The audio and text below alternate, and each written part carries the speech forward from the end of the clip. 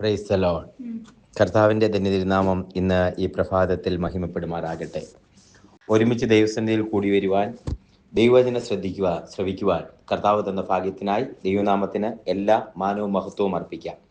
അപ്പോൾ തന്നെ ആയുസ്സിൽ കാണാത്തൊരു പുതിയ പ്രഭാതം ദൈവം നമുക്ക് ദാനം ചെയ്ത് തന്നതോർത്ത് ഒരു പുത്തൻ പുലരി കൂടി ആയുസ്സോടെ, ആരോഗ്യത്തോടെ, ബലത്തോടെ കാണുവാൻ, ദൈവത്തിന് ചുറ്റാകെ ഇരിക്കുവാൻ കർത്താവ് തന്ന ഭാഗ്യത്തിനായി ദൈവനാമത്തിന് എല്ലാ നന്ദിയും അർപ്പിച്ചുകൊണ്ട് ഇന്നത്തെ വേദവചന ധ്യാന ചിന്തയ്ക്കായി സങ്കീർത്തനങ്ങൾ 27 അധ്യായത്തിന്റെ 5 വാക്യം, സാംസ് 27:5.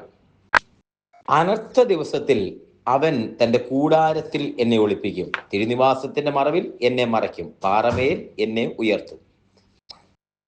സുപരിചിതമായ വചനമാണ്. ഇതിനു മുമ്പ് ചിലപ്പോൾ കേട്ടിട്ടുണ്ടാകാം. നമ്മൾ എന്നും വായിക്കുന്ന വചനമാണ്. യഹോവ എൻ്റെ വെളിച്ചം, എൻ്റെ ജീവന്റെ ബലം, ഒരു സൈന്യം എന്ന പേരെ പാളയമിറങ്ങിയാൽ ഞാൻ ഭയപ്പെടുകയില്ല, തുടങ്ങിയ വാക്കുകളൊക്കെ ഇതിനകത്ത് നിർത്തിയിട്ടുള്ളതാണ്. എൻ്റെ അപ്പനും അമ്മയും എന്നെ ഉപേക്ഷിച്ചാലും കർത്താവ് എനിക്ക് തുണ. അതുപോലെ തന്നെ ഒരു സൈന്യം എൻ്റെ നേരെ പാളയം ഇറങ്ങുമ്പോൾ അത് തുടങ്ങിയ വചനങ്ങളൊക്കെ ഈ വചനങ്ങളൊക്കെ 27 സങ്കീർത്തനത്തിൽ നിന്ന് എടുത്തു പറയുന്ന വാക്കുകളാണ്. അപ്പൊ അതിന്റെ കൂടെ നമ്മൾ എപ്പോഴും ഓർപ്പിക്കുന്നതും പ്രാർത്ഥനയ്ക്കൊക്കെ ഉപയോഗിക്കുന്ന ഒരു വാക്കാണ്, അനർത്ഥ ദിവസത്തിൽ അവൻ തന്റെ കൂടാരത്തിൽ എന്നെ ഒളിപ്പിക്കും, തിരുനിവാസത്തിന്റെ മറവിൽ എന്നെ മറയ്ക്കും, പാറമേൽ എന്നെ ഉയർത്തും. മറ്റൊരു വാക്ക് ഇങ്ങനെ പറയുന്നുണ്ട്, അനർത്ഥം കണ്ട് നീതിമാൻ ഒളിച്ചുകൊള്ളും, ദുഷ്ടൻ നേരെ ചെന്ന് ഛേദിക്കപ്പെടും. ഈ വചനം പറയുന്നത് അനർത്ഥ ദിവസത്തിൽ അവൻ തന്റെ കൂടാരത്തിൽ എന്നെ ഒളിപ്പിക്കും. ഇവിടെ വ്യത്യസ്തമായ ഒരു ചിന്ത, അനർത്ഥം ഉണ്ടാവുകയില്ലെന്നല്ല പറയുന്നത്. ദൈവത്തിൽ അനർത്ഥം ഉണ്ടോ എന്ന് ചോദിച്ചാൽ അനർത്ഥം വ്യസനത്തിന് കാരണമാകത്തില്ലെന്ന് മറ്റൊരു ഭാഗത്ത് പറയുന്നുണ്ട്. അനർത്ഥം വ്യസനത്തിന് കാരണമാകാതെ സംരക്ഷിക്കും. അനർത്ഥ ദിവസത്തിൽ അവൻ തന്റെ കൂടാരത്തിൽ എന്നെ ഒളിപ്പിക്കും. അനർത്ഥ ദിവസം വരും. ഈ കോഴി കുഞ്ഞുങ്ങളെ ചിറകിന്റെ അടിയിൽ മറയ്ക്കും. എപ്പോഴാണെന്നറിയാമോ? ഒരു പ്രത്യേക ശബ്ദം ഉണ്ടാക്കി ചിക്കി ചികഞ്ഞ് നടക്കുന്ന സമയത്ത് ഏതെങ്കിലും കോഴിക്കുഞ്ഞുങ്ങളെ പിടിക്കാൻ വരുന്ന ദുഷ്ടജീവികൾ, കാക്കയോ പരുന്തോ അതുപോലെ തന്നെ ഏതെങ്കിലും പാമ്പോ ഇഴജന്തുക്കളോ ഒക്കെ വന്നാൽ കോഴി ഒരു പ്രത്യേക ശബ്ദം ഉണ്ടാക്കി ചിറക് വിരിച്ചു നിൽക്കും. ആ ചിറക് വിരിച്ചു നിൽക്കുന്ന തള്ളക്കോഴി കുഞ്ഞുങ്ങൾ അതിന്റെ അടിയിലേക്ക് ഓടിച്ചെന്ന് കയറുന്നതിന്റെ ആ ഭാഗം എഴുതിയിരിക്കുന്ന കൂടെ തള്ളക്കോഴിയുടെ പ്രൊട്ടക്ഷൻ അകത്തേക്ക് ഓടിക്കയറുന്ന അതുപോലെ അനർത്ഥ ദിവസത്തിൽ അവൻ തന്റെ കൂടാരത്തിൽ എന്നെ ഒളിപ്പിക്കും. ഈ കുഞ്ഞു കോഴി അതിങ്ങനെ വളർന്ന് പാകമായി വലുതായിട്ട് വരുമ്പോ ഒരു തള്ളക്കോഴി എന്നെ ഹെൽപ്പ് ചെയ്യാനുണ്ട്. മുട്ട അടവിരിയിച്ച് അതിന്റെ കൂടെ നടന്ന് അതിനെ തീറ്റ കൊടുത്ത് അതിനെ പരിപാലിക്കുന്ന തള്ളക്കോഴികളുണ്ട്. അപ്പൊ ഈ കോഴിയുടെ സംരക്ഷണം കുഞ്ഞുങ്ങൾക്ക് ആവശ്യമുണ്ട്. അതിന് പക്വത എത്തിയിട്ടില്ലാത്തതുകൊണ്ട്, അതിന് പ്രായം എത്തിയിട്ടില്ലാത്തതുകൊണ്ട്, അതിന്റെ ആ വളർച്ച എത്തിയിട്ടില്ലാത്തതുകൊണ്ടാണ്. പക്ഷെ അത് പ്രത്യേക ഒരു ശബ്ദം പുറപ്പെടുവിക്കുമ്പം ഇത് കൂടാരത്തിനകത്തേക്ക്, അത് ചിറകിന്റെ അടിയിലേക്ക് ഓടി വരും. അത് വേണ്ട. ആ ശത്രുക്കൾ വേണ്ട, പരുന്തൊന്നും വരാൻ പാടില്ല, എഴുജന്തുക്കൾ വരാൻ പാടില്ല. ഇത് വളരുന്നത് ഭൂമിയിലാകുന്നുണ്ട്, ഈ ഭൂലോകത്തിലായതുകൊണ്ട് അതുണ്ട്. പക്ഷെ അതിനൊരു സംരക്ഷണമുണ്ട്. ഇതുപോലെ കർത്താവ് അനർത്ഥ ദിവസത്തിൽ അവൻ തന്റെ കൂടാരത്തിൽ ഒളിപ്പിക്കും. ഒരു കൂടാരം നമുക്ക് വേണ്ടി വെച്ചിട്ടുണ്ട്. കൂടാരത്തിനകത്ത് ഒളിപ്പിക്കണമെങ്കിൽ 91 സങ്കീർത്തനത്തിൽ പറയുന്നുണ്ട്, അത്യുന്നതന്റെ മറവിൽ വസിക്കുകയും സർവശക്തന്റെ നിഴലിന്റെ കീഴിൽ പാർക്കുകയും ചെയ്യുന്നവൻ. ദൈവവുമായിട്ട് ബന്ധമുള്ള ദൈവപൈതലാണ് നീയെങ്കിൽ കൂടാരത്തിനകത്ത് നിന്നെ ഒളിപ്പിക്കും. അനർത്ഥ ദിവസം ഉണ്ടാകത്തില്ലെന്നല്ല, ഉണ്ടാകും. ശത്രുക്കൾ ഇല്ലെന്നല്ല, ഉണ്ടാകും. എഴജന്തുക്കളും ഒക്കെ ഇതിനെ പിടിക്കാൻ വരും. അതതിന്റെ ആഹാരം, അതിനെ പിടിക്കാൻ വരും. പക്ഷേ നിന്നെ ഒരു തള്ളക്കോഴി പ്രൊട്ടക്ട് ചെയ്യുന്നത് പോലെ കർത്താവ് നിന്നെ പ്രൊട്ടക്ട് ചെയ്യും. ഹല്ലേലൂയ. അതിന്റെ കാരണമെന്ന് പറയുന്നത്, കോഴി തന്റെ ചിറകിന്റെ കീഴിൽ കുഞ്ഞുങ്ങളെ മറയ്ക്കുന്നത് പോലെ ഞാൻ നിങ്ങളെ മറയ്ക്കും. കഴുകൻ തന്റെ കുഞ്ഞുങ്ങളെ പറക്ക പഠിപ്പിക്കുന്ന പോലെ പഠിപ്പിക്കും.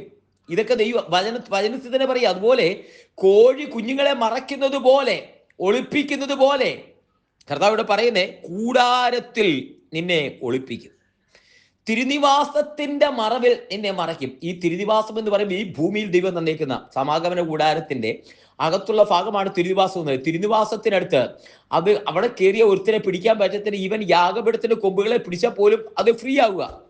അവനെ പിന്നെ വേറൊരുതിന് കൊല്ലാൻ പറ്റത്തില്ല. അതുകൊണ്ടാണ് കോരഹ് പുത്രന്മാർ യാഗപീഠത്തിന്റെ കൊമ്പുകളെ പിടിച്ച് രക്ഷപ്പെട്ടത്. അതുകൊണ്ടാണ് ഈ വചനത്തിൽ ഇങ്ങനെ എഴുതിയിരിക്കും. ഈ വചനം പറയുന്നത് തിരുനിവാസത്തിന്റെ മറവിൽ എന്നെ മറയ്ക്കും.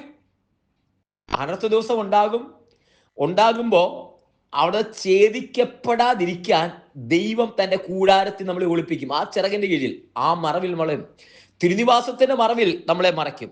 അടുത്തൊരു വാക്ക് പറയുന്നു, പാറമേൽ എന്നെ ഉയർത്തും. ഇതൊരു തരത്തിൽ പറഞ്ഞ, ഒരു തള്ളക്കോഴി പോഷകാഹാരങ്ങളും ചിക്കി ചികഞ്ഞുള്ള തീറ്റയും കൊടുത്ത് വളർത്തിയെടുത്ത് അതിനെ പക്വത എത്തിച്ച് പ്രായം എത്തിക്കുന്നത് പോലെ, അതിൻ്റെ ആ ഒരു പെടക്കോഴിയാകാം, അല്ലെങ്കിൽ പൂവൻ കോഴിയാകാം, അതിന്റെ പക്വതയിലേക്ക്, അതിന്റെ പാകത്തിലേക്ക് അതിനെ കൊണ്ടുവരുന്നത് പോലെ നമ്മളെക്കുറിച്ചുള്ള ദൈവപദ്ധതി ദൈവം നിവർത്തിക്കും. എന്നിട്ട് ദാവീദ് പറയാ, പാറമേൽ എന്നെ ഉയർത്തും. ഈ പാറമേൽ ഉയർത്തു എന്ന് പറയുമ്പം അന്ന് ദാവീദിന്റെ ഭാഷയിൽ പറഞ്ഞാൽ ഒരു ഉയർച്ച, ഈ തിരുനിവാസ അനർത്ഥത്തിലൊക്കെ പെടാതെ കാത്തു സൂക്ഷിച്ച് തള്ളക്കോഴി കുഞ്ഞുങ്ങളെ പരിപാലിക്കുന്ന പോലെ പരിപാലിച്ച് ആ കോഴിയുടെ പൂർണ്ണ വളർച്ചയെത്തി അത് ഏത് പർപ്പസിനാണോ ആ മുട്ട വിരിയിച്ചെടുത്ത് അതിലേക്ക് എത്തിക്കുന്നത് പോലെ പാറമേൽ ഉയർത്തും. ഇവിടെ ദൈവത്തിന്റെ പദ്ധതി പറഞ്ഞാൽ, ദൈവം തമ്പുരാൻ പരിപാലിച്ചു കൊണ്ടുവന്ന് ഈ പാറമേൽ ഉറപ്പിക്കും. പാറ ക്രിസ്തുവാകുന്ന പാറ. നമ്മളെ സംബന്ധിച്ച് ഈ പാറ എന്ന് പറയുന്നത് ക്രിസ്തുവാകുന്ന പറയാം. ആ പാറ ക്രിസ്തുവായിരുന്നത് കൊരിന്ത്യർ ലേഖനത്തിൽ എല്ലാവരും കുടിച്ച ആ പാനീയം, അതേ പാറ ഒന്നായിരുന്നു, അത് ക്രിസ്തുവാകുന്ന പാറയായിരുന്നു. ക്രിസ്തുവിനെ കുറിച്ച് പറയുന്നുണ്ട്, ഞാൻ എന്റെ സഭയെ പണിയും, അത് പാതാളകുമാരൻ സഭ പണിതിരിക്കുന്ന പാറ ക്രിസ്തുവാകുന്ന പാറയാ, യുഗങ്ങളുടെ പാറ എന്ന് പറയുന്നു. ഈ യുഗങ്ങളുടെ പാറയാകുന്ന ഈ പാറമേൽ ഉറച്ചു നിൽക്കാൻ, ക്രിസ്തുവിൽ ബലപ്പെടാൻ കർത്താവ് നമ്മളെ ബലപ്പെടുത്തും. ദാവീദ് ആത്മാവിൽ കാണുമ്പോൾ ഈ കർത്താവിനെ കുറിച്ച് പല ഭാഗത്ത് ബശീകയ്ക്ക് സങ്കീർത്തനത്തിൽ പറയുന്നുണ്ട്. ഈ പാറമേൽ കർത്താവ് നമ്മളെ ഉയർത്തും. കർത്താവിന്റെ പദ്ധതി നമ്മുടെ മേൽ നിവർത്തിക്കും. ഇന്ന് ഈ വചനം കേട്ടുകൊണ്ടിരിക്കുമ്പോൾ അനർത്ഥ ദിവസത്തിൽ കൂടാരത്തിൽ ഒളിപ്പിച്ച് പാറമേൽ ഉയർത്തുന്ന ദൈവത്തിന്റെ കരങ്ങളിലേക്ക് നമ്മെ സമർപ്പിക്കാം. ഒരുമിച്ച് പ്രാർത്ഥിക്കാം. സ്വർഗീയ കർത്താവെ, ജനത്തെ ഞാൻ അനുഗ്രഹിച്ച് പ്രാർത്ഥിക്കുന്നു. വചനം കേട്ട് എല്ലാവരെയും അനുഗ്രഹിക്കുന്നു. അനർത്ഥ ദിവസത്തിൽ കൂടാരത്തിന്റെ മറവിൽ ഒളിപ്പിച്ച് പാറമേൽ ഉയർത്തുന്ന ദൈവത്തിന്റെ കൃപയ്ക്കായി സ്തോത്രം. ഒളിപ്പിച്ച് അതേ സംരക്ഷണം നൽകി ആ പദ്ധതിയിലേക്ക്, ദൈവിക പദ്ധതിയിലേക്ക് നടത്തി പാറമേൽ ഉയർത്തുന്ന ദൈവത്തിന്റെ കൃപയ്ക്കായി നന്ദി പറയുന്നു. ദൈവകരങ്ങളിലേക്ക് സമർപ്പിക്കുന്നു. ആത്മാവിൽ അനുഗ്രഹിക്കും, അസാധാരണ സാന്നിധ്യം കൊണ്ട് നിറയ്ക്കും. യഹോവയുടെ കൃപ കൂടിയിരിക്കുന്നതിനായി സ്തോത്രം. രക്തത്തിന്റെ മുദ്രയുടെ കൃപ വ്യാപരിക്കും, ആത്മാവിൽ ബലപ്പെടുത്തും. ദൈവജനത്തെ അനുഗ്രഹിച്ച് പ്രാർത്ഥിക്കുന്നു. സാന്നിധ്യം കൊണ്ട് നിറച്ചിരിക്കാൻ സ്തോത്രം. ജീവിപ്പാൻ ആവശ്യം ദൈവകൃപ കൊണ്ട് നിറച്ചിരിക്കാൻ സ്തോത്രം. തൃക്കരങ്ങളിൽ സമർപ്പിക്കുന്നു. പ്രാർത്ഥനയ്ക്കാൻ സ്തോത്രം, യേശുവിൻ നാമത്തിൽ തന്നെ.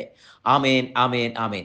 കർത്താവ് എല്ലാവരെയും അനുഗ്രഹിക്കട്ടെ. ദൈവം കൂടി ഇരിക്കട്ടെ. നാളെ നമുക്ക് വീണ്ടും കാണാം. അതുവരെ കർത്താവിന് വിശാലമേറിയ ചെറകടിയിൽ നമ്മളെ മറക്കട്ടെ, സൂക്ഷിക്കട്ടെ.